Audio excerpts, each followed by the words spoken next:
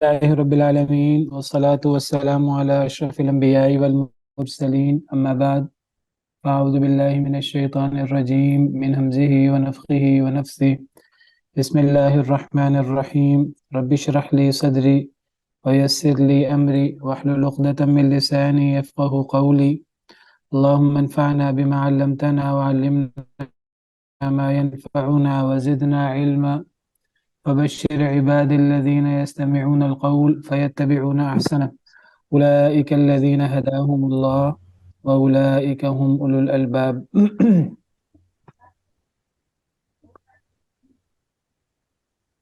کل ہم نے سورہ فاتحہ کے بارے میں کچھ تمہیدی باتیں پڑھی تھیں. ہم نے پڑھا تھا کہ سورہ فاتحہ قرآن کریم کی صورتوں میں سے سب سے عظیم صورت ہے، اور یہ صورت قرآن کریم کا خلاصہ ہے، قرآن کریم کا مقدمہ آپ کہہ لیجئے، قرآن کریم کی بنیاد آپ کہہ لیجئے. اسی لیے اس صورت کو سورۃ الفاتحہ کے علاوہ ام القرآن بھی کہتے ہیں، ام الکتاب بھی کہتے ہیں، قرآن کی اصل یا قرآن کا خلاصہ. اور اللہ تعالیٰ نے احسان عظیم فرمایا، اس کا احسان جتلایا اللہ تعالیٰ نے سورہ حجر میں، اور اللہ فرماتے ہیں پیارے نبی صلی اللہ علیہ وسلم ہم نے آپ کو السبع المثانی اور عظیم قرآن عطا کیا، وَلَقَدْ آتَيْنَاكَ سَبْعًا مِّنَ الْمَثَانِي وَالْقُرْآنَ الْعَظِيمِ. اور السبع المثانی اور القرآن العظیم سے مراد سورہ فاتحہ ہے. جیسے کل حدیث مبارکہ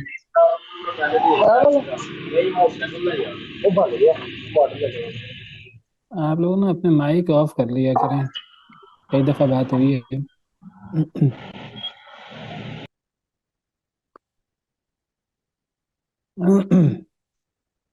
جی، تو یہ السبع المثانی بھی ہے اور یہ عظیم قرآن ہے.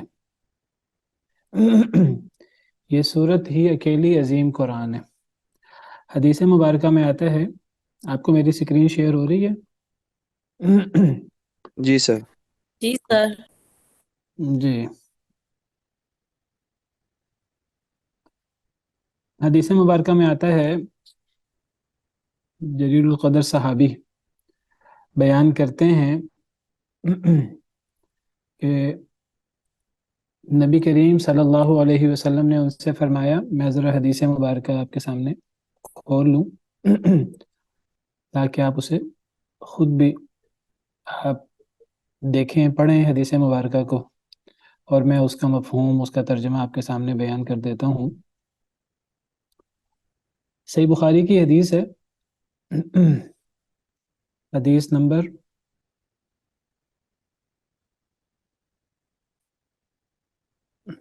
4474. سیدنا ابو سعید بن معلہ صحابی فرماتے ہیں کہ میں مسجد میں نماز پڑھ رہا تھا، فدعانی رسول اللہ صلی اللہ علیہ وسلم، تو مجھے نبی کریم صلی اللہ علیہ وسلم نے آواز دی. فلم اجبہ، میں نے آپ کو جواب نہیں دیا.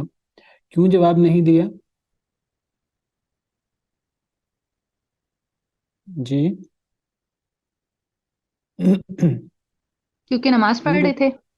کیونکہ نماز پڑھ رہے تھے.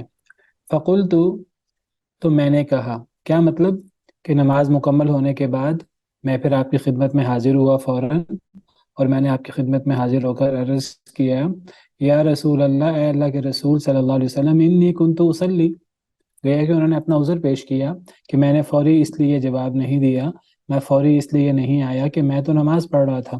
تو نبی کریم صلی اللہ علیہ وسلم نے فرمایا، الم یقل اللہ استجیبوا للہ وللرسول اذا دعاکم. آپ نے فرمایا، کیا اللہ نے یہ نہیں فرمایا کہ قبول کرو اللہ کی بات کو اور رسول کی بات کو، وہ تمہیں جب بھی بلائیں. سورہ انفال کی آیت ہے، سورہ انفال. پوری آیت کریمہ اس طرح ہے، یا ایھا الذین آمنوا استجیبوا للہ وللرسول اذا دعاکم لما یحییکم. کیا مفہوم ہے اس آیت کریمہ کا کہ اے ایمان والو، اے وہ لوگوں جنہیں ایمان کا دعویٰ ہے، تمہارے ایمان کا تقاضا یہ ہے کہ اگر تمہیں اللہ بلائیں یعنی قرآن کریم کا کوئی حکم اللہ بلائیں یا رسول بلائیں نبی کریم صلی اللہ علیہ وسلم، تو پھر اللہ رسول کی پکار کو، اللہ رسول کے بلانے کو فوراً جواب دیا کرو جب وہ تمہیں بلائیں اس چیز کی طرف جو تمہیں زندہ کر دے۔ اذا دعاکم لما یحییکم، بہت غور طلب آیت کریمہ ہے۔ اس آیت کریمہ سے پتہ لگتا ہے کہ اللہ رسول کا ہر حکم ہمیں زندہ کر دیتا ہے۔ اللہ رسول کے حکم پر عمل کرنا ایسے ہے جیسے کسی کو نئی زندگی مل جائے۔ قرآن و حدیث، دین پر عمل ایسے ہے جیسے ایک مردہ شخص زندہ ہو رہا ہے۔ دین پر عمل کرنے میں زندگی ہے، اور دین پر عمل نہ کیا جائے تو یہ مردہ ہونا ہے۔ یہ ایسے ہی ہے جیسے انسان کے اندر جان نہیں ہے۔ تو نبی صلی اللہ علیہ وسلم نے فرمایا کہ میں نے تمہیں بلایا تھا تو تمہیں آنا چاہیے تھا۔ انہوں نے عرض کیا کہ اللہ کے رسول میں نماز پڑھ رہا تھا، تو آپ نے فرمایا کیا تم نے اللہ کا یہ فرمان نہیں سنا؟ یعنی کیا مطلب؟ یعنی اگر تم نماز پڑھ رہے تھے پھر بھی تمہیں نماز توڑ کر آنا چاہیے تھا۔ یہ مقام ہے نبی کریم صلی اللہ علیہ وسلم کا، یہ حق ہے نبی کریم صلی اللہ علیہ وسلم کا۔ اللہ تعالیٰ فرماتے ہیں سورہ احزاب میں، النبی اولیٰ بالمؤمنین من انفسہم، نبی مومنوں کے لیے ان کی جانوں سے بھی زیادہ حق رکھتے ہیں۔ تو بہرحال نبی صلی اللہ علیہ وسلم نے انہیں بتایا کہ آپ کو نماز توڑ کر جواب دینا چاہیے تھا۔ فرض نماز ہو، نفل نماز ہو، نبی کا حکم آ جائے تو نماز توڑ دینی چاہیے، اور اگر ماں باپ کا حکم آ جائے تو نفل نماز ہو تو وہ توڑ دینی چاہیے۔ فرض نماز بہرحال انسان مکمل کرے، اور اس کی دلیل وہ حضرت جریج کی حدیث ہے کہ وہ جو پچھلے دور میں ایک نیک شخص تھا، اس نے جب والدہ نے بلایا تو وہ نماز پڑھ رہے تھے، انہوں نے جب جواب نہ دیا، صحیح حدیث مبارکہ ہے، تو والدہ نے بد دعا دی، تو وہ پھر بد دعا لگ گئی انہیں۔ وہ الگ بات ہے کہ اللہ تعالیٰ نے بعد میں پھر ان کے لیے آسانی کا رستہ اختیار، ان کے لیے آسانی کی، لیکن نفل نماز ہو تو والدین کی آواز پر نفل نماز توڑ دینی چاہیے، اور نبی کا حکم ہو پھر تو فرض نماز بھی توڑ دینی چاہیے۔ لَأُعَلِّمَنَّكَ سُورَةً هِيَ أَعْظَمُ السُّوَرِ فِي الْقُرْآنِ، نبی صلی اللہ علیہ وسلم نے فرمایا کہ اے ابو سعید، اے میرے صحابی، میں تمہیں ایسی صورت سکھاؤں گا جو قرآن کی صورتوں میں سب سے عظیم صورت ہے، یعنی اس سے عظیم اور اس سے زیادہ افضل صورت قرآن میں کوئی نہیں ہے۔ قبل ان تخرج من المسجد، تمہارے مسجد میں نکلنے سے پہلے۔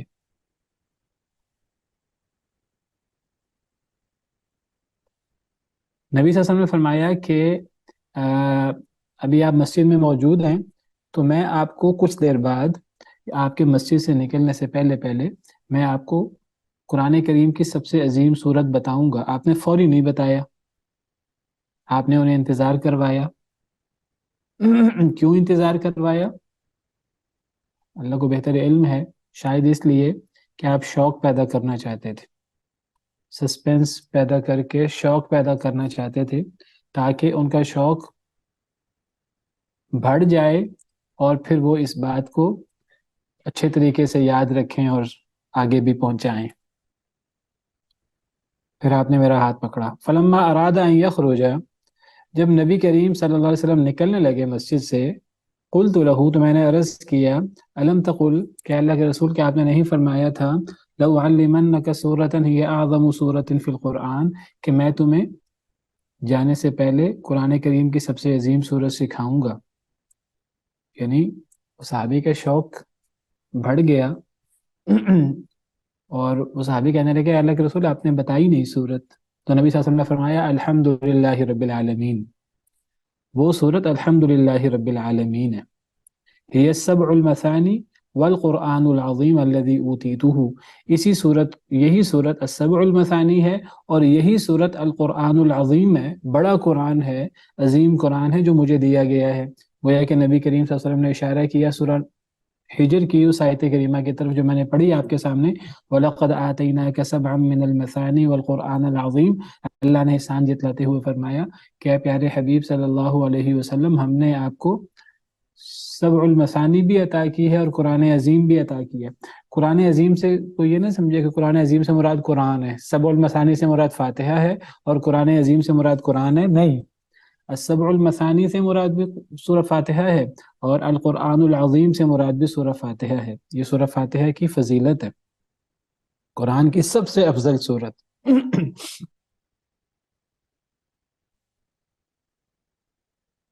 اس سورت کے ناموں میں سے میں نے ذکر کیا تھا کل تفصیل سے کہ اس کی 7 آیتیں ہیں، اور 7 آیتوں کے بارے میں کچھ تفصیل تھی، وہ میں نے کل بیان کی تھی، وہ آپ کو یاد ہوگی۔ اس سورت کے، اس عظیم سورت کے ناموں میں سے ایک نام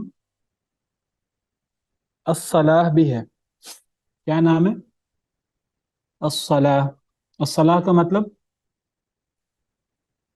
نماز، نماز، بھلائی، نماز، نماز۔ فلاح نہیں، نماز، الصلاح، نماز۔ تو نبی صلی اللہ علیہ وسلم نے اس سورت کا ایک نام نماز بھی رکھا ہے۔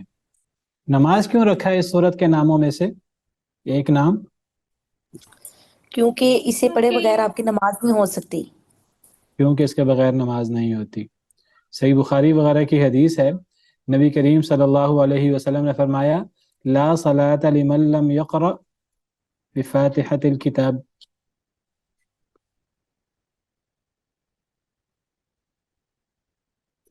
صحیح بخاری، صحیح مسلم وغیرہ کی حدیث ہے۔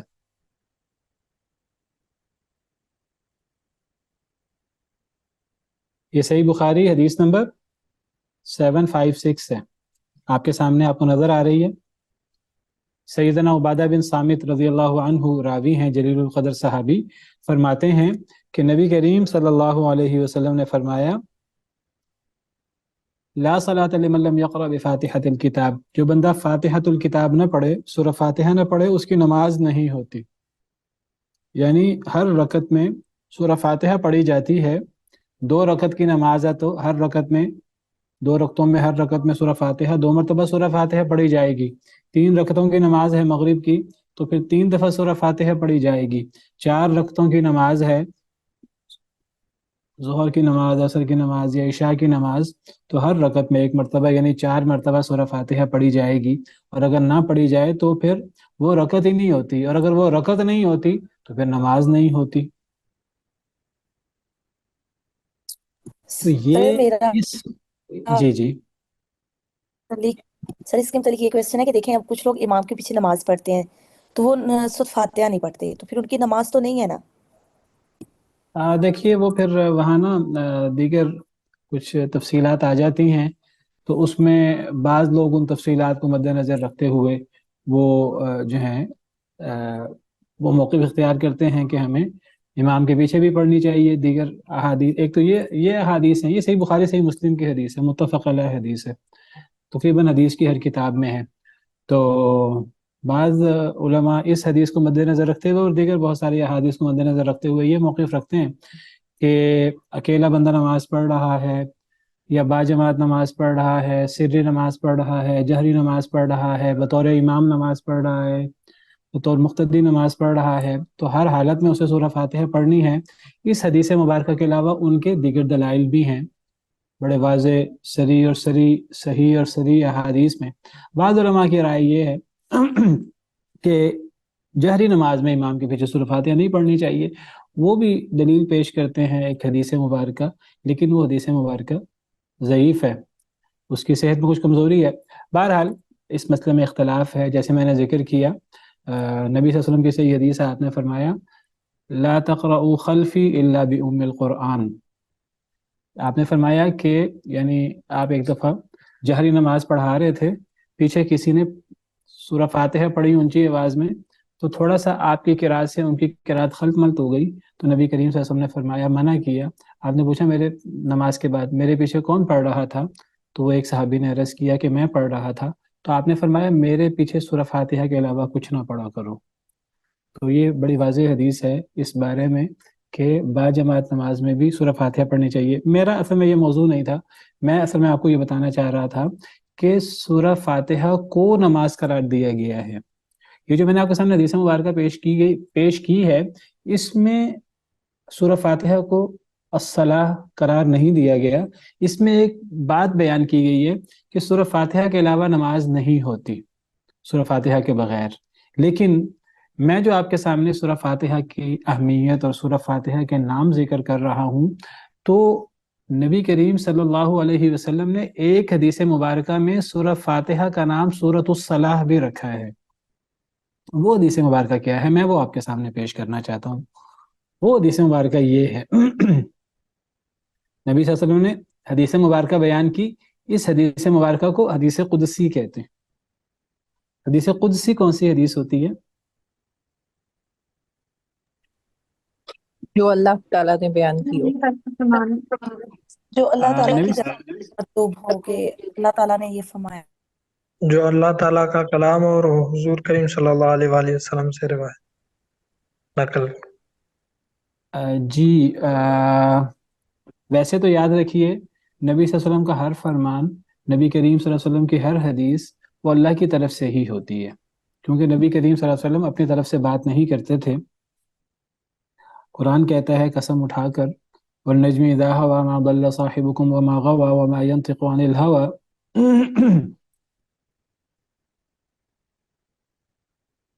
تو نبی قرآن کریم میں اللہ نے فرمایا قسم اٹھا کر، ستارے کی قسم جب وہ گرے، تمہارا ساتھی نہ بہکا ہے نہ گمراہ ہوا ہے. وما ينطق عن الهوى، وہ اپنی خواہش سے بات نہیں کرتا. نبی صلی اللہ علیہ وسلم مراد ہے، اپنی خواہش سے بات نہیں کرتا. ان هو الا وحی یوحى، وہ تو جو بات بھی کرتے ہیں وہ ان پر وحی ہوتی ہے، جو وحی وہ آگے بیان کر دیتے ہیں.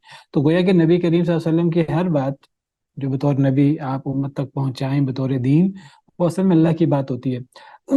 حدیث قدسی پھر کس حدیث کو کہتے ہیں؟ وہ تو ہر حدیث ہی حدیث قدسی ہوگی.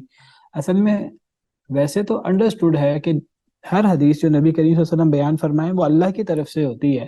لیکن جس حدیث مبارکہ میں نبی کریم صلی اللہ علیہ وسلم باقاعدہ یہ فرما دیں کہ اللہ نے ایسے فرمایا، آپ باقاعدہ اس حدیث کی نسبت اللہ کی طرف فرما دیں، تو اس حدیث کو حدیث قدسی کہہ دیتے ہیں. ورنہ اگر کسی حدیث میں آپ کسی حدیث کی نسبت اللہ کی طرف نہ بھی کریں، آپ یہ بات نہ بھی فرمائیں کہ اللہ نے فرمایا، تو انڈرسٹوڈ ہوتا کہ وہ اللہ نے فرمایا. لیکن جب نبی کریم صلی اللہ علیہ وسلم یہ فرما دیں کہ اللہ نے فرمایا، تو ایسی حدیث کو حدیث قدسی کہتے ہیں. واضح ہے؟ تو یہ صحیح مسلم کی حدیث ہے، حدیث نمبر 395. سیدنا ابو ہریرہ رضی اللہ عنہ راوی ہیں. اس حدیث پر شیخ صاحب اس بات امام کی سمجھ کہ نبی کریم صلی اللہ علیہ وسلم نے یہ دیا کہ اللہ تعالیٰ نے فرمائی، اس پر ذرا سمجھا دے تھوڑا سا. صحیح یعنی نبی کریم صلی اللہ علیہ وسلم اگر یہ فرمائیں کہ اللہ نے فرمایا، اور پھر وہ اللہ تعالیٰ کی طرف سے کوئی بات اللہ کی طرف منسوب کر کے کریں، تو اس کو حدیث قدسی کہیں گے. اور اگر کسی حدیث میں نبی صلی اللہ علیہ وسلم کوئی ایسی بات فرما دیں کہ آپ فرمائیں کہ جنت میں ایسے ہے، یا قیامت کو ایسے ہوگا، یا جہنم میں ایسے ہے، اگر آپ اس کی نسبت اللہ کی طرف نہ کریں، انڈرسٹوڈ اس میں بھی یہی انڈرسٹوڈ ہے کہ وہ اللہ نے فرمایا ہے. لیکن اگر نبی صلی اللہ علیہ وسلم اللہ کا نام نہ لیں تو اسے حدیث قدسی نہیں کہتے، اگرچہ وہ بھی اللہ کی طرف سے ہوتی ہے. لیکن جہاں آپ یہ فرما دیں قال اللہ، کہ اللہ نے فرمایا، اور پھر آپ اللہ تعالیٰ کا فرمان باقاعدہ کوٹ کریں، تو اس کو حدیث قدسی کہتے ہیں. واضح؟ جزاکم اللہ. جی تو میں ذکر کر رہا تھا کہ یہ صحیح مسلم کی حدیث ہے، حدیث نمبر 395. اور امام نووی نے باب باندھا ہے، باب وجوب قراءت الفاتحہ فی کل رکعہ. یہ باب ہے کہ ہر رکعت میں سورہ فاتحہ کا پڑھنا ضروری ہے. تو اس باب کے اندر امام مسلم حدیث لائے ہیں سیدنا ابو ہریرہ رضی اللہ تعالی عنہ سے، کہ وہ نبی کریم صلی اللہ علیہ وسلم سے روایت کرتے ہیں کہ نبی صلی اللہ علیہ وسلم نے فرمایا من صلی صلاۃ لم یقرأ فیہا بأم القرآن فہی خداج ثلاثا غیر تمام.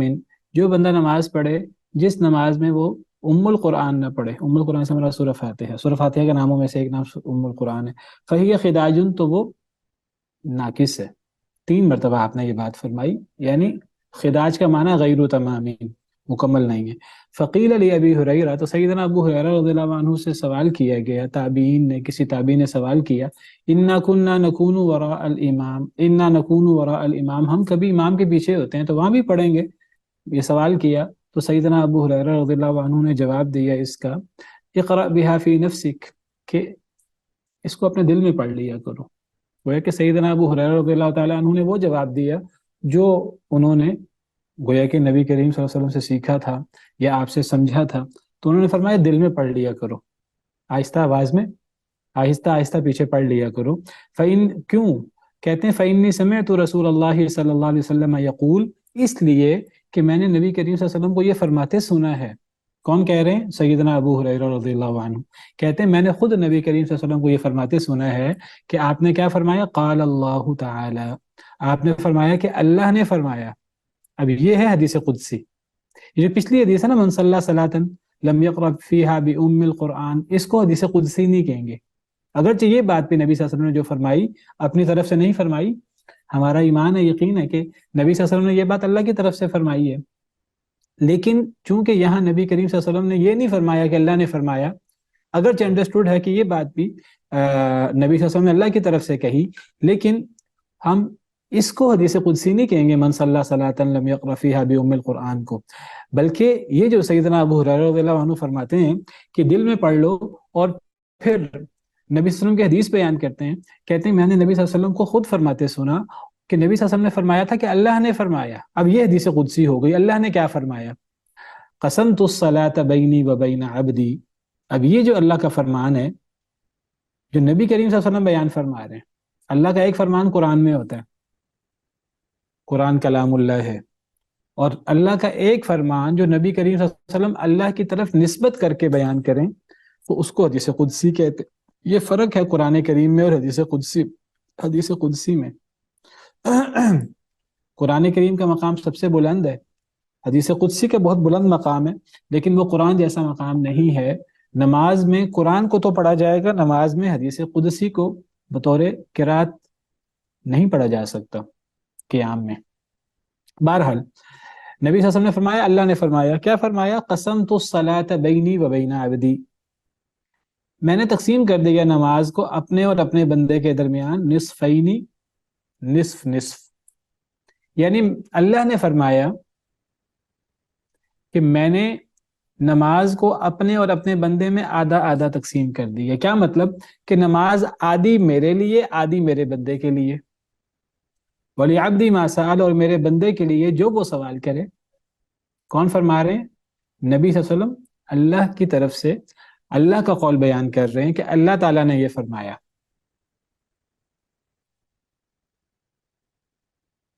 تو اللہ کیا فرماتے ہیں؟ میں نے نماز کو اپنے اور اپنے بندے کے درمیان آدھا آدھا تقسیم کر دیا۔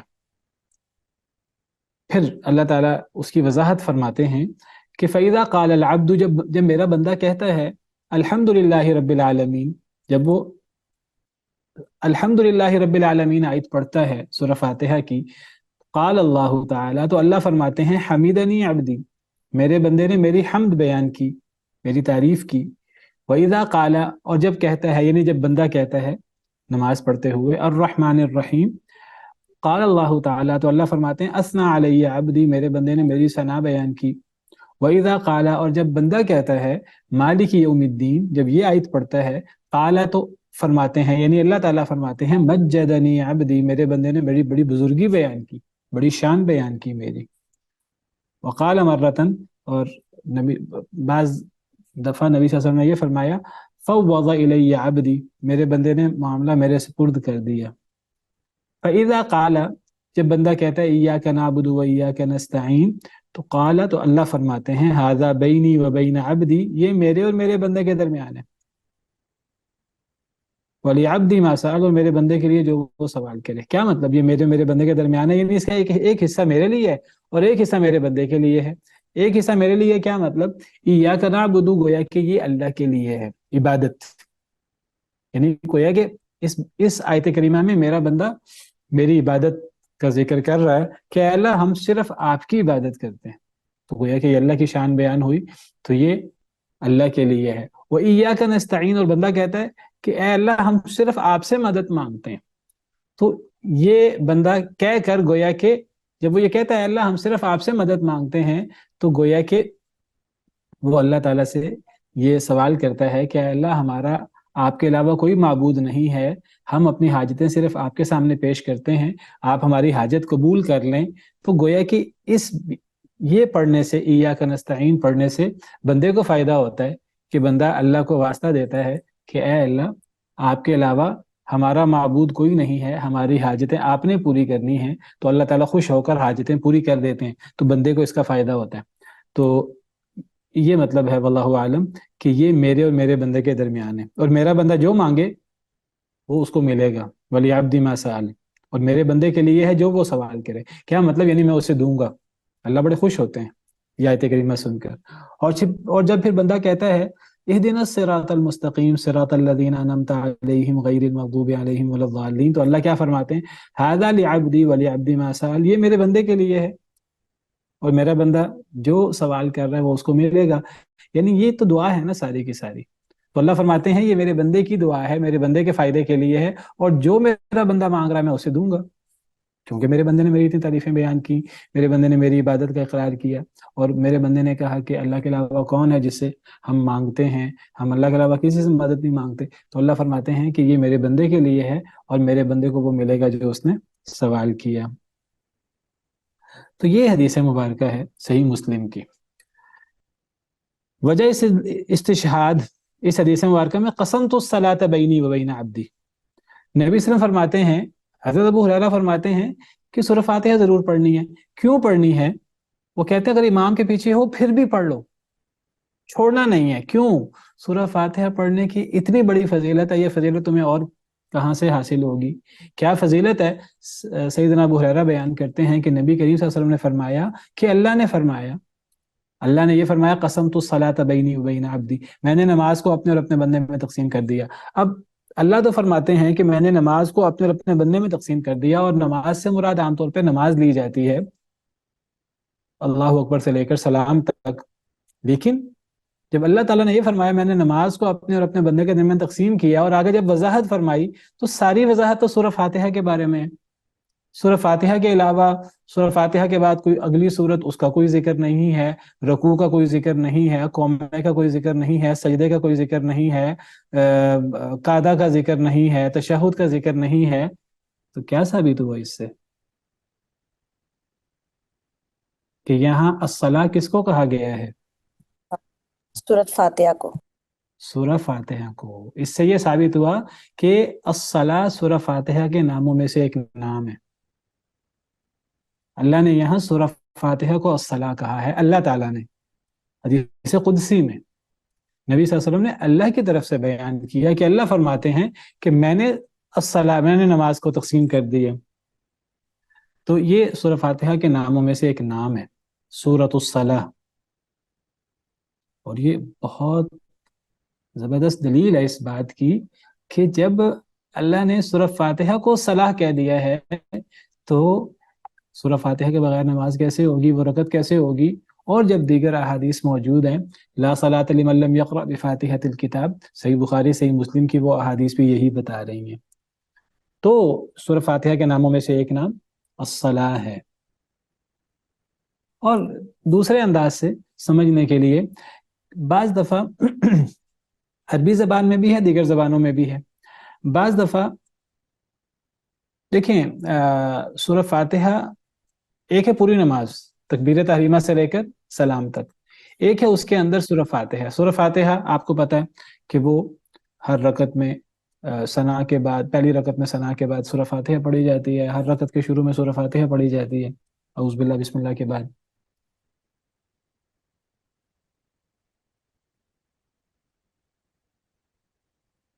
تو سورہ فاتحہ نماز کا ایک حصہ ہے، نماز کا ایک اہم حصہ ہے شروع کا۔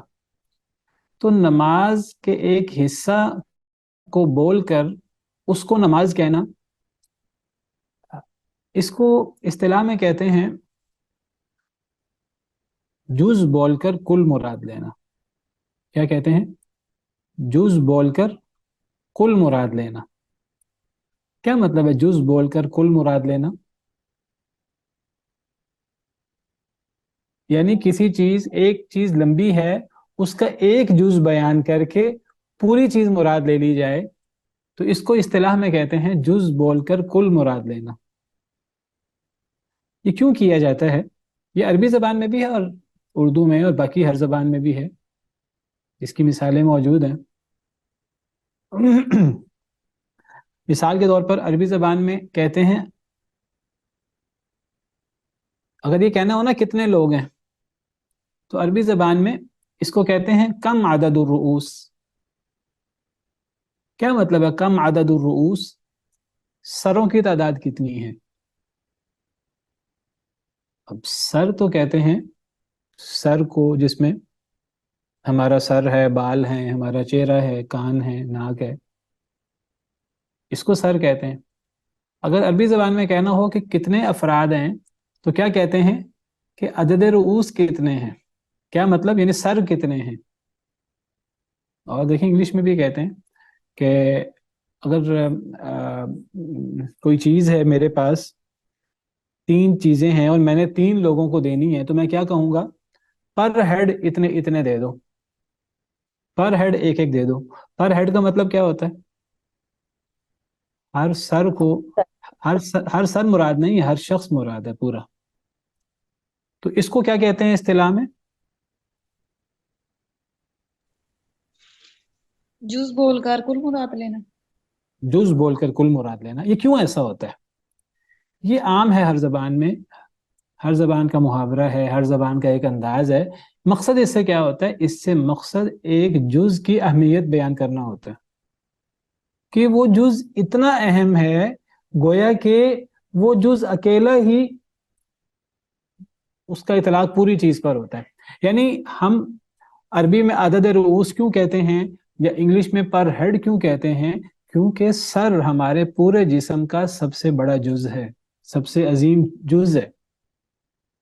کیا ایسا ہو سکتا ہے کہ ہمارے سامنے کوئی شخص موجود ہو یا کوئی تصویر موجود ہو، اس کا سر نہ ہو اور ہم کہیں یہ تو فلاں ہے؟ نہیں، سر ایک جز ہے، لیکن وہ اتنا اہم جز ہے کہ کئی دفعہ سر بول کر پورا جسم مراد لیا جاتا ہے۔ گویا کہ سر جسم کا اتنا اہم حصہ ہے کہ اگر یہ نہ ہو تو پورا جسم وہ شخص ہے ہی نہیں۔ تو جز بول کر جب کل مراد لیا جاتا ہے تو اس سے اس جز کی اہمیت ظاہر ہوتی ہے۔ یعنی اس جز کی اہمیت اتنی زیادہ ہے کہ گویا کہ اگر وہ جز نہ ہو تو وہ پوری چیز ہی نہیں ہے۔ سمجھ آئیے آپ کو؟ اس کے میں آپ کو ایک اور مثال دیتا ہوں۔ عربی زبان میں غلام کو کیا کہتے ہیں؟ بندہ، عبد۔ ایک تو عبد کہتے ہیں، اسی طرح غلام کو رقبہ بھی کہتے ہیں۔ سنا ہوا ہے؟ جی سر۔ فک جی رقبہ۔ رقبہ کیوں کہتے ہیں؟ رقبہ کا کیا مطلب ہے؟ سر سر گردن۔ گردن ہے شاید۔ گردن۔ اب گردن یعنی رقبہ تو گردن کو کہتے ہیں، تو گردن بول کے غلام کیسے مراد لیا گیا؟ جز بول کے کل مراد لیا گیا ہے۔ کیا مطلب؟ مطلب یہ ہے کہ رقبہ سے مراد ایسا شخص ہے جس کی گردن آپ کے سامنے جھکی ہوئی ہے، جو آپ کے سامنے سر نہیں اٹھا سکتا، وہ آپ کا تابع ہے، وہ آپ کی بات اس کے لیے ماننا ضروری ہے۔ چونکہ اس کی گردن آپ کے سامنے جھکی ہے، اس لیے اس کو رقبہ ہی کہہ دیا جاتا ہے۔ بھئی رقبہ تو ایک جز ہے غلام کا، ایک پورے انسان کا ایک جز ہے۔ یہ اتنا اہم جز ہے کہ یہ جز بول کر کل مراد لیا جاتا ہے۔ اگر گردن نہ ہو تو وہ غلام ہی نہیں ہے، گویا کہ وہ شخص موجود ہی نہیں ہے۔ تو یہ اور اس قسم کی اہمیت بیان کرنا مقصود ہو، اس کے لیے جز بول کے کل مراد لیا جاتا ہے۔ اس کی بہت ساری مثالیں ہیں۔ رکعت بول کر، رکوع بول کر رکعت مراد لے لی جاتی ہے، کیونکہ رکوع نماز کا بہت اہم حصہ ہے۔ سجدہ بول کر رکعت مراد لے لی جاتی ہے، سجدہ بول کر پوری رکعت مراد لے لی جاتی ہے۔ احادیث میں آتا ہے فسجد سجدتین، تو نبی کریم صلی اللہ علیہ وسلم نے 2 سجدے کیے۔ کیا مطلب 2 سجدے کیے؟ یعنی 2 رکعتیں ادا کی۔ کئی احادیث مبارکہ میں فسجد سجدتین سے مراد 2 رکعتیں ہوتی ہیں، حالانکہ سجدتین کا مطلب تو ہے 2 سجدے کیے، لیکن مراد وہاں کیا ہوتی ہے کہ 2 رکعتیں آپ نے پڑھی۔ اسی طرح یہ جو ہم رکعت کہتے ہیں، رکعت کا لفظی مطلب رکعت رکوع سے ہے، اصل میں رکوع کی وجہ سے پوری رکعت کو رکعت کہہ دیتے ہیں۔ رکوع ایک رکعت کا اتنا اہم جز ہوتا ہے کہ گویا کہ پوری رکعت پر اس کا اطلاق ہو جاتا ہے، بات لمبی ہو رہی ہے۔ تو سورہ فاتحہ نماز کا اتنا بڑا جز ہے کہ سورہ فاتحہ کو ہی نماز کہہ دیا گیا، اور اس سے گویا کہ یہ بتانا مقصود ہے کہ اس کے بغیر نماز نہیں ہوتی، وہ رکعت ہی نہیں ہوتی۔ تو سورہ فاتحہ کے ناموں میں سے ایک نام الصلاۃ بھی ہے، حدیث قدسی کے مطابق، صحیح مسلم کی یہ حدیث آپ کے سامنے میں نے پیش کی ہے۔ سورہ فاتحہ کے ناموں میں سے ایک نام الشفاء بھی ہے۔ الشفاء کل آپ میں سے کوئی ذکر کر رہا تھا۔ سورہ فاتحہ کے ناموں میں سے ایک نام الرقیہ بھی ہے۔ الرقیہ، رقیہ کا کیا مطلب ہوتا ہے؟ دم۔ یہ حدیث مبارکہ ہے صحیح بخاری کی۔ اس حدیث مبارکہ میں تفصیل سے موجود ہے، حدیث نمبر 2276 ہے۔ اس حدیث مبارکہ میں موجود ہے کہ کس طرح کچھ صحابہ کرام ایک سفر میں گئے اور ایک قبیلے میں وہ گئے۔ اب عربوں کا ایک انداز تھا کہ عرب لوگ مہمان نوازی ان کی گھٹی میں پڑی ہوئی تھی، وہ مہمان نوازی کرتے تھے، لیکن عجیب معاملہ ہوا کہ اس قبیلے والوں نے ان صحابہ کرام کی مہمان نوازی نہیں کی، ان کے ساتھ بے مربتی کا سلوک کیا۔ اللہ کا کرنا ایسا ہوا کہ اس قبیلے کا سردار اس کو سانپ نے کاٹ لیا۔ انہوں نے ہر قسم کی کوشش کی، جو بھی اس دور میں طور طریقے تھے کہ انہوں نے وہ کرنے کی کوشش کی، لیکن کوئی فائدہ نہ ہوا۔ تو انہوں نے کہا کہ یہ جو کچھ لوگ آئے تھے، ہم نے ان کے ساتھ اچھا سلوک نہیں کیا، ان سے پوچھو شاید ان کے پاس کوئی دم کرنے والا ہو، کوئی ان کے پاس کوئی علاج کرنے والا ہو۔ تو انہوں نے ان سے پوچھا، تو ان میں سے ایک شخص نے کہا کہ ہاں میں دم کرتا ہوں، میں دم کروں گا تو اس کو انشاءاللہ فائدہ ہوگا۔ لیکن اس نے کہا ولیکن واللہ لقد استضفناکم فلم تضیفونا، لیکن دیکھو تم نے ہم سے زیادتی کی، ہم نے تم سے مہمان نوازی کا مطالبہ کیا تھا، تم نے ہماری مہمان نوازی نہیں کی، تو میں اب دم نہیں کروں گا جب تک کہ تم ہمیں اتنا معاوضہ نہ دو۔ تو بہرحال طے یہ ہو گیا کہ اگر سردار ٹھیک ہو گیا تو وہ کچھ بکریاں دیں گے۔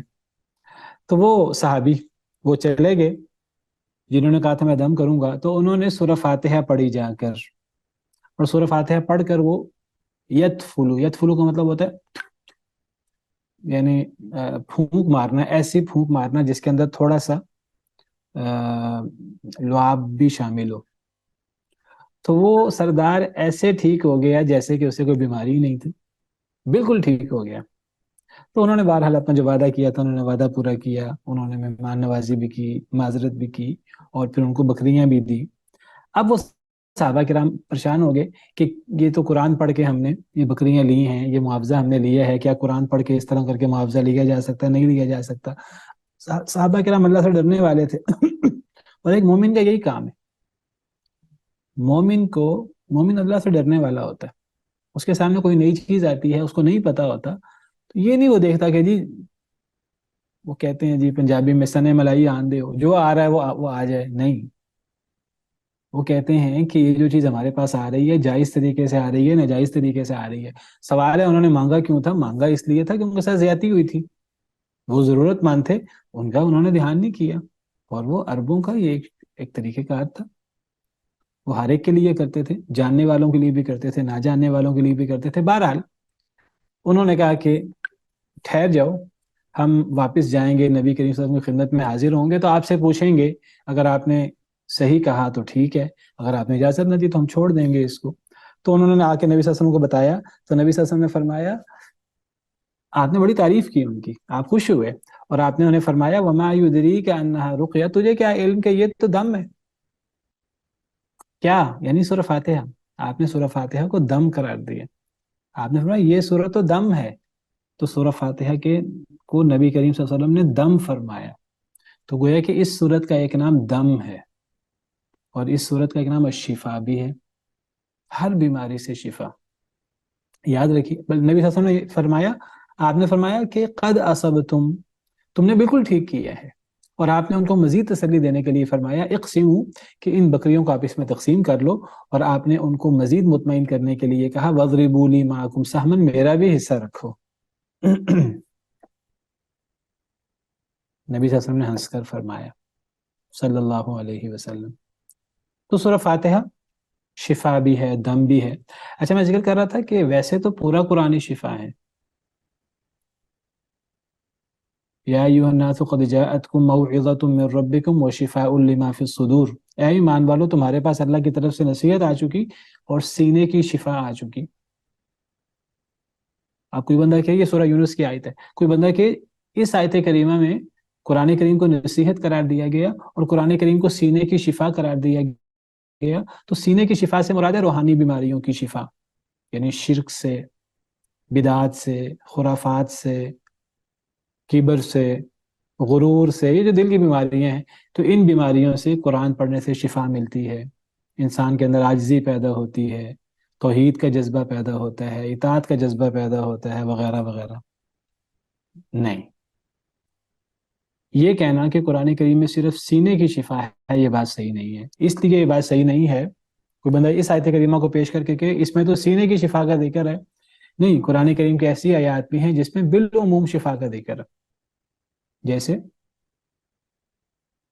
سورہ بنی اسرائیل کی آیت کریمہ ہے، اللہ تعالیٰ فرماتے ہیں وَنُنَزِّلُ مِنَ الْقُرْآنِ مَا هُوَ شِفَاءٌ وَرَحْمَةٌ لِّلْمُؤْمِنِينَ، ہم قرآن کی آیتیں نازل کرتے ہیں جن میں شفا بھی ہے اور مومنین کے لیے رحمت بھی ہے۔ اب اس آیت کریمہ میں قرآن کو بالعموم شفا قرار دیا گیا ہے، صرف سینے کی شفا قرار نہیں دیا گیا۔ اس سے پتہ لگتا ہے کہ قرآن کریم میں بالعموم قرآن کہیں سے بھی پڑھ لیا جائے، سورہ فاتحہ یا غیر سورہ فاتحہ، تو پورے قرآن کریم میں شفا ہے، روحانی بیماریوں کی بھی اور جسمانی بیماریوں کی بھی۔ اور جس کی سب سے بڑی دلیل یہ حدیث مبارکہ جو میں نے آپ کے سامنے ابھی پیش کی، صحیح بخاری کی حدیث نمبر 2276۔ یہ سانپ کا کاٹے کا علاج یہ کوئی روحانی بیماری تو نہیں تھی، یہ تو کوئی دل کی بیماری تو نہیں تھی، یہ تو جسمانی بیماری تھی۔ قرآن کریم میں ایک اور جگہ اللہ تعالیٰ فرماتے ہیں، سورہ حامیم سجدہ، اللہ فرماتے ہیں قُلْ هُوَ لِلَّذِينَ آمَنُوا هُدًى وَشِفَاء، کہ اللہ کے نبی صلی اللہ علیہ وسلم فرما دیجئے کہ یہ قرآن ایمان والوں کے لیے تو ہدایت کا کام بھی کرتا ہے، شفا کا کام بھی کرتا ہے۔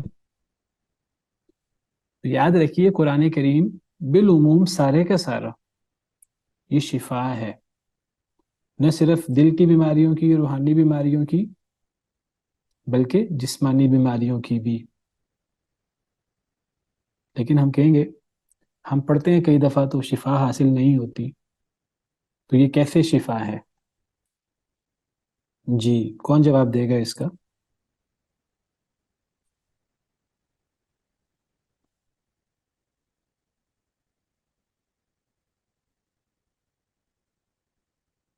جی سن رہے ہیں میری بات؟ جی سر۔ ہاں جی، کون جواب دے گا اس کا؟ پھر سوال کیا تھا؟ کنیکشن لوز ہو گیا تھا۔ سوال میرا یہ تھا کہ اگر کوئی یہ کہے ہم سورہ فاتحہ پڑھتے ہیں تو شفا نہیں ملتی، تو یہ کیسے شفا ہے؟ ہمارا یقین ٹھیک نہیں ہے۔ شاباش، بالکل ٹھیک، زبردست۔ اصل مسئلہ ایمان کا ہے، اصل مسئلہ یقین کا ہے، جتنا یقین ہوگا اتنی شفا ہوگی، روحانی بیماریوں کی بھی اور نہ صرف روحانی بیماریوں کی، جسمانی بیماریوں کی بھی۔ مسئلہ ایمان کا ہے، مسئلہ یقین کا ہے۔ میں نے جو آپ کے سامنے آیات پڑھی ہیں، ان آیات میں اللہ نے جگہ جگہ ایمان کا ذکر کیا۔ میں نے بھی آپ کے سامنے آیت پڑھی تھی، میں ذرا آپ کے سامنے آیت کریمہ کھولنا چاہتا ہوں۔ میں نے سورہ بنی اسرائیل کی آیت پڑھی تھی وَنُنَزِّلُ مِنَ الْقُرْآنِ مَا هُوَ شِفَاءٌ وَرَحْمَةٌ لِّلْمُؤْمِنِينَ۔ ہمارا آج سب سے بڑا مسئلہ اصل میں شکوک و شبہات ہیں، یعنی اللہ معاف کرے مسلمانوں کے دلوں میں اپنے دین کے بارے میں، قرآن کریم کے بارے میں شکوک و شبہات پیدا ہو چکے ہیں۔ یہ وجہ ہے کہ ہمیں قرآن کریم سے نہ ہدایت ملتی ہے، نہ ہمیں قرآن کریم سے شفا ملتی ہے۔ قرآن کریم سے ہدایت اور شفا اور رحمت کب ملتی ہے؟ جب ایمان ہو۔ یہ جو آیت کریمہ میں نے آپ کے سامنے پڑھی تھی سورہ بنی اسرائیل، جس کو سورہ اسراء بھی کہتے ہیں، آیت نمبر 82، اللہ فرماتے ہیں وَنُنَزِّلُ مِنَ الْقُرْآنِ مَا هُوَ شِفَاءٌ وَرَحْمَةٌ لِلْمُؤْمِنِينَ، ہم قرآن سے وہ آیتیں نازل کرتے ہیں جن میں شفا بھی ہے اور رحمت بھی ہے. سوال ہے کس کے لیے؟ للمؤمنین، ایمان رکھنے والوں کے لیے، یقین رکھنے والوں کے لیے. ایک بندہ سورہ فاتحہ پڑھ رہا ہے یا سورہ فاتحہ کے علاوہ قرآن کا کوئی اور حصہ پڑھ رہا ہے اور وہ کہتا ہے پتہ نہیں شفا ہوگی کہ نہیں ہوگی، تو نہیں ہوتی. شفا کیسے ہوگی؟ ایمان کے ساتھ ہوگی. جب پورے یقین کے ساتھ پڑھیں گے. آپ یقین کے ساتھ پڑھ کے دیکھیں، قرآن کریم میں اللہ نے اتنا اثر رکھا ہے کہ قرآن کریم کو اگر مردے پر پڑھ دیا جائے تو مردہ زندہ ہو جائے. قرآن میں اتنا اثر ہے. اللہ قرآن میں فرماتے ہیں وَلَوْ أَنَّ قُرْآنًا اس طرح سُيِّرَتْ ہمارے بِهِ یہاں پہ الْجِبَالُ. سب رٹے لگاتے ہیں، سمجھ کے نہیں پڑھتے، جی صرف جی، رٹا اللہ لگایا اور قرآن بس میں اس کو فرماتے ہیں، اللہ قرآن میں فرماتے ہیں وَلَوْ أَنَّ قُرْآنًا سُيِّرَتْ بِهِ الْجِبَالُ أَوْ قُطِّعَتْ بِهِ الْأَرْضُ أَوْ كُلِّمَ بِهِ الْمَوْتَى، اگر قرآن سے پہاڑ چلا دیے جاتے یا فاصلے طے کر دیے جاتے، او کلم بہ الموتى، یا مردوں سے کلام کیا جاتا، اگر یہ کہا جائے تو یہ بات ٹھیک ہے. قرآن میں اتنا اثر ہے، اتنا اثر ہے کہ قرآن کے اثر سے باقاعدہ پہاڑ چل سکتے ہیں. آپ پہاڑ پر قرآن پڑھیں اور پہاڑ چلنا شروع کر دے. قرآن میں اتنی تاثیر ہے. قرآن میں اتنی تاثیر ہے کہ لمبے فاصلے قرآن پڑھ کے طے کر دیے جائیں، اتنی تاثیر ہے. اور مردوں سے کلام کیا جائے، قرآن میں اتنی تاثیر ہے. اللہ ہمیں سمجھانے کے لیے بتا رہے ہیں. اور وہ آئی تو آپ سب نے سنی ہوئی ہے کہ اگر اس قرآن کو پہاڑ پر اتار دیا جاتا تو پہاڑ ریزہ ریزہ ہو جاتا. لو انزلنا هذا القرآن على جبل لرأيته خاشعا متصدعا من خشية الله. مسئلہ کیا ہے؟ مسئلہ ایمان کا ہے. اللہ معاف کرے، ہمارے ہاں ایسے لوگ بھی ہیں مسلمان کہلانے والے، ان کو قرآن کی ایک آیت کے آپ 10 آیتیں سنا دیں، کانوں پہ جوں بھی نہیں رینگتی. اثر کیوں نہیں ہوتا؟ ایمان کا مسئلہ ہے نا.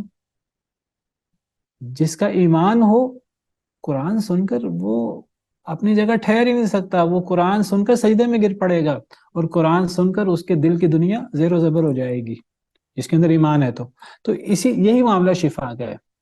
دوسری آیت کریمہ میں نے آپ کے سامنے پڑھی تھی قُلْ هُوَ لِلَّذِينَ آمَنُوا هُدًى وَشِفَاء، کہہ دیجئے یہ ایمان والوں کے لیے ہدایت اور شفا ہے. آپ دیکھیے ایسے بدبخت بھی ہیں قرآن پڑھ کے مزید گمراہ ہو جاتے ہیں. تو ایسے بدبخت بھی ہیں کہ قرآن پڑھنے سے شفا نہیں ملتی، مزید بیمار ہو جاتے ہیں. یہی بات اللہ نے آگے فرمائی ہے وَلَا يَزِيدُ الظَّالِمِينَ إِلَّا خَسَارًا، قرآن نہیں زیادہ کرتا ظالموں کو مگر خسارے میں. ظالم جب قرآن پڑھتے ہیں، جن کا قرآن پر ایمان نہیں ہے، تو ان کی تو بیماری میں اضافہ ہوتا ہے، ان کے تو نفاق میں اضافہ ہوتا ہے. اللہ معاف کرے، ٹائم ہمارا ختم ہو چکا ہے. مسئلہ ایمان کا ہے، مسئلہ یقین کا ہے. یقین کے ساتھ پڑھا جائے تو پورے قرآن کریم میں شفا ہے، بالخصوص سورہ فاتحہ میں. سورہ فاتحہ تو آپ سمجھے ام الشفا ہے. اور اگر میں بلا مبالغہ کہوں اس کے اندر دنیا کی ہر بیماری کا علاج ہے، روحانی بیماری ہو یا جسمانی بیماری ہو. مسئلہ ایمان اور یقین کا ہے. یقین کے ساتھ پڑھیں. اگر اللہ نے کسی کی موت نہیں لکھی، اگر اللہ کی تقدیر میں ایک معاملہ نہیں ہے، تو یقین کے ساتھ پڑھیں گے تو شفا ہو جائے گی، علاج ہو جائے گا. مسئلہ یقین کا، ہم اس یقین کے ساتھ پڑھتے نہیں ہیں. ایک بات آخری میں کر دوں پھر بات ختم کرتا ہوں کہ بعض لوگ کہتے ہیں جی فلاں صورت، فلاں آیت فلاں بیماری کا علاج ہے. دیکھیے اگر ہم کہیں کہ قرآن کریم کہیں سے بھی پڑھ دو علاج ہو جائے گا، شفا ہو جائے گی، یہ بات ٹھیک ہے کیونکہ قرآن سے ثابت ہے. میں نے آپ کے سامنے 2-3 آیات پڑھی ہیں. یا میں کہوں سورہ فاتحہ کو جس بیماری پر بھی پڑھ دیا جائے، وہ روحانی بیماری ہے، جسمانی بیماری ہے، علاج ہو جائے گا، یہ بات ٹھیک ہے کیونکہ نبی کریم صلی اللہ علیہ وسلم نے اس کو رقیہ قرار دیا اور یہ شفا ہے. بطور خاص سورہ فاتحہ شفا ہے، جسمانی بیماریوں سے بھی، روحانی بیماریوں سے بھی. لیکن اگر کسی اور صورت کو کسی مخصوص بیماری کے لیے شفا قرار دیا جائے اس معنی میں، مثلا کچھ لوگ کہتے ہیں جی کینسر کے لیے سورہ رحمان شفا ہے. سوال پیدا ہوتا ہے کہ اگر کینسر کے لیے سورہ رحمان شفا ہے تو کیا کینسر کے لیے سورہ واقعہ پڑھی جائے گی تو شفا ہوگی کہ نہیں ہوگی؟ کوئی بندہ سمجھے نہیں، سورہ رحمان پڑھنے سے شفا ہوتی ہے. اس بات کی دلیل چاہیے، اپنی مرضی سے ہم یہ بات نہیں کہہ سکتے. اور اگر اس بات کی دلیل نہیں ہے شریعت میں، اللہ تعالیٰ کے فرمان میں، نبی کریم صلی اللہ علیہ وسلم کے فرمان میں، صحابہ کرام کے طرز عمل میں، تو یہ بات ایسی نہیں کہنی چاہیے. کیونکہ اس بات کو کہنے کے لیے دلیل چاہیے. میں کون ہوں یہ بات کہنے والا؟ آپ کون ہیں یہ بات؟ آپ کے مجھے تجربہ ہوا ہے، تجربہ دلیل نہیں ہوتا. ٹھیک ہے، یہ نقطہ سمجھ لیجئے کہ اب کچھ لوگ کہہ دیتے ہیں جی سورہ واقعہ پڑھنے سے رزق میں اضافہ ہوتا ہے. کیا دلیل ہے اس بات کی؟ بعض لوگ حدیث پیش کرتے ہیں، حدیث تو ضعیف ہے، موضوع حدیث ہے، ضعیف حدیث ہے. ضعیف حدیث نہیں پیش کرنی چاہیے، صحیح حدیث پیش کرنی چاہیے. آپ کے قرآن کریم کو کہیں سے بھی پڑھیں تو رزق میں اضافہ ہوگا، برکت ہوگی، ہدایت ہوگی، ٹھیک ہے، کوئی حرج کی بات نہیں ہے. کسی جگہ کو خاص نہ کریں کسی چیز کے لیے. اگر خاص کرنا ہے، خاص کرنے کی دلیل چاہیے، جیسے سورہ فاتحہ کا معاملہ خاص ہے. سورہ فاتحہ عام شفا نہیں ہے، یہ ام الشفا ہے، جسمانی بیماریوں کے لیے بھی، روحانی بیماریوں کے لیے بھی، سانپ کے کاٹے کے لیے بھی، اور ہر بیماری کے لیے، اللہ یہ کہ اللہ کے ہاں کوئی فیصلہ ہوا ہو تقدیر کا. واللہ تعالی عالم. اللہ سے دعا ہے کہ اللہ تعالیٰ ہمیں قرآن پڑھنے کی، قرآن سمجھنے کی، اور قرآن پر اور قرآن کی باتوں پر ایمان رکھنے کی توفیق عطا فرمائے. وآخر دعوانا ان الحمد للہ رب العالمین.